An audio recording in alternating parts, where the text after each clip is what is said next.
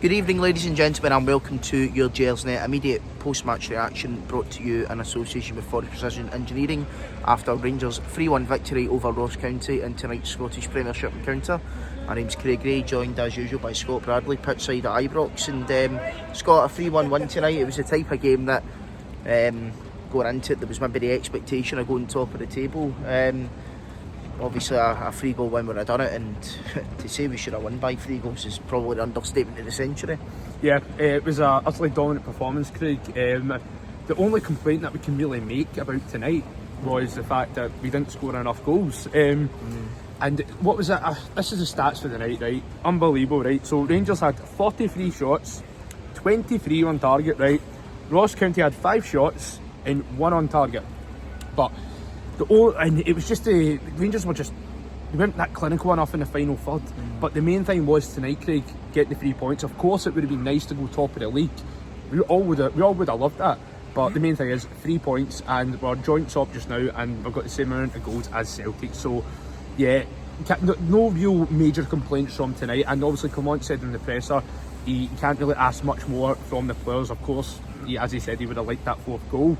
And you've seen that from the stadium towards the end, and Clement was getting frustrated because he wanted that 4th one. We all wanted it, but it just wasn't going to be. But yeah, really overall, considering where we were 4 months ago, Craig, we would have bit your hand off to be in this position right now.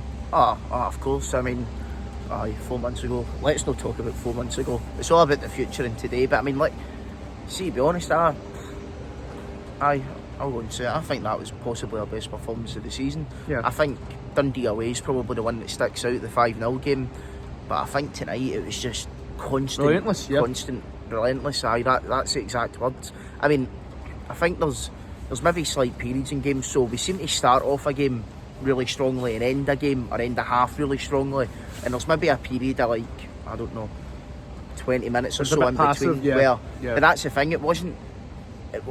When we say passive, right, the stuff that we were seeing tonight in that sort of 20-minute spell where we maybe weren't too good was probably some of the best stuff we were seeing under the previous manager, if that kind of makes sense. Yeah, I know where you're coming from. So we thought that was bad in those 20-minute spells, but under previous managers that would have probably been because see, before we weren't accustomed to this kind of style. This high pressure, relentless overload style. We weren't used to that, you know. But I will say this as well, though. I want to give a bit of credit to the Ross County goalkeeper tonight. I thought he had a brilliant game. As Clement said, he sung his praises in the press conference. He had the game of his evening, as Clement said. Well, he said, the manager, he said the only person that didn't get a chance to score tonight was Jack Butland. And it was pretty spot on. Guys, we're not going to bogey with all the chances because we genuinely would be here all night if we discussed all of them. I know. Speaking about the goals, obviously the first one comes in the first couple of minutes. Tavernier with that ball down the right hand side, kind of like the ones that he used to play in for Alfie, except this time it's Dessers that's on the end of it. I've got to say, brilliant control and lob over the keeper for that finish. And you're thinking at that point, right, we're going to go on and do them by a few more.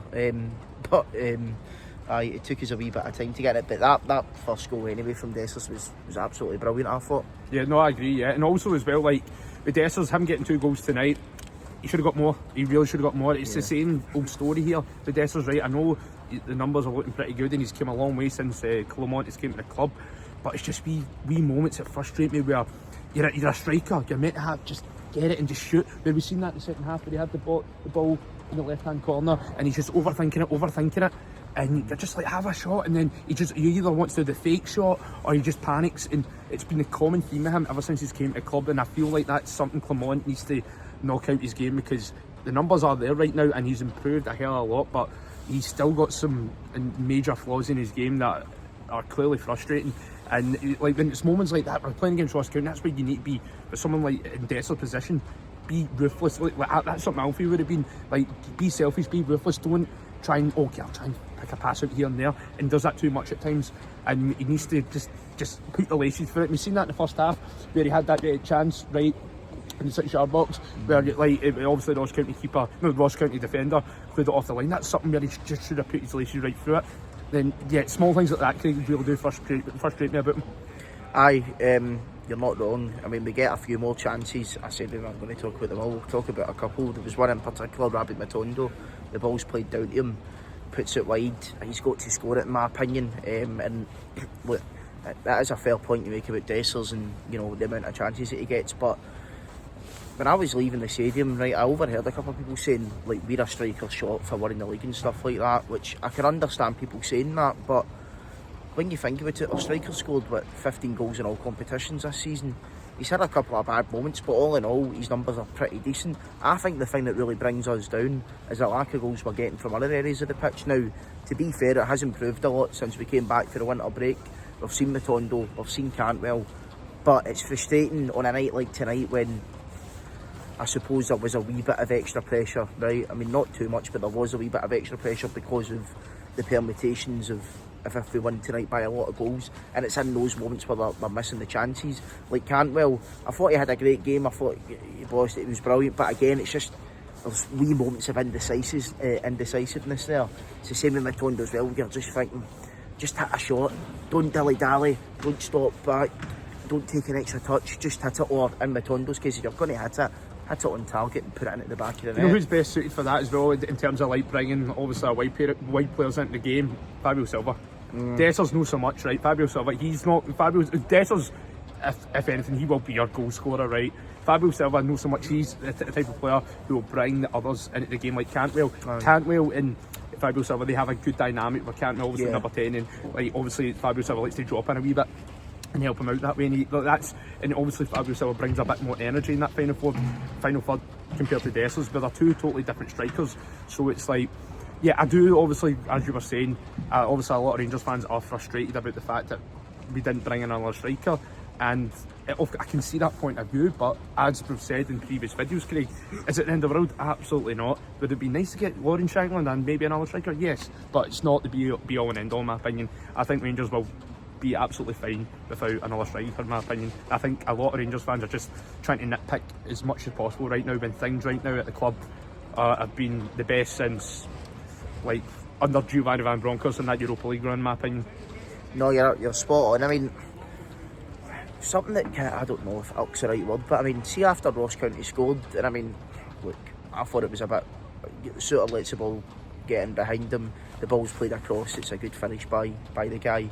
But you said it earlier, it's a one chance or one goal. That can happen. See, when you don't take your chances, if the game's at 1-0 or there's a goal in it, anything can happen. But the stadium did seem to, because that was about 30 minutes or so they scored. For the next 10 minutes or so, we never really responded to them getting that equaliser, and I think the stadium responded a wee bit like it we're normally used to, the whole like getting on people's backs and stuff. I seen a point where John Lundstrom was up there basically telling the crowd to sort of calm down, as if like, look, we're doing all the right things, it's just a bad moment. It's frustrating. No, honestly, Craig, actually the thing, it is frustrating. Like, I feel like that's the thing, man. Like, it's like, see, when it's moments like that, okay, right, Ross County just scored, let's get behind the team. I'm sick of this whole negativity. It's just, when something like that happens, just get behind the team. And it seems like with our support as well, sometimes they just, as I said, they want to nitpick and be negative about absolutely anything, and it's not going to help us. Like, for example, when we play Celtic in April, right, just say Celtic score early on, are we just going to get in the players' backs non-stop, and how's that going to help them? You know, it's just, I know it's understandable, right, because Rangers big club, we've got high standards, all that kind of stuff, right, but we're in a very, very good place, and we just need to keep the positive momentum going right now. And it's, yeah, like, I think Clement alluded to that in the press conference, where he was like, yeah, it's a wee bit, I'm just paraphrasing here, but I think he alluded to it by saying it was a bit frustrating how, like, the players are getting on the fans are getting on the players' backs at times when after Ross County scored, like these guys like that. It wasn't that. So if a guy asked the manager about like the fans maybe feeling a wee bit sort of on edge and frustrated, and I think he just came back and went, I think the fans feel great about the current situation, which I thought was a really good response, because at the end of the day, I think most Rangers fans are absolutely delighted with Well now. Yeah. And that's the thing, like, the fact that we're coming out of this game tonight probably with a feeling of, I don't know, disappointment / regret that we've not went top of the league. I mean, that's I don't even feel like that. I don't even feel mental. like that. I feel totally content. I feel happy with tonight's performance. Of course, it would have been a nice wee bonus if Rangers went top of the league tonight, but the main thing was getting those 3 points. That was it, getting those 3 points, and we won our game in hand, and now it's just all to play for now, Craig. Well, that's it. We've got the points on the board. That's what you can ask for, and there's, what, about 11 or 12 league games left, so just keep winning, do your Because job. that's the thing I'll say, this one last time before we finish, right? Rangers are in a fantastic place right now. Celtic, not so much. A lot of my pals who are Celtic fans, they want Rodgers gone. Like, I got a text off my pal at I think it was last weekend. No, sorry, it was after the Hibs game, and he texted me saying, I cannot wait until Brendan Rodgers leaves my club.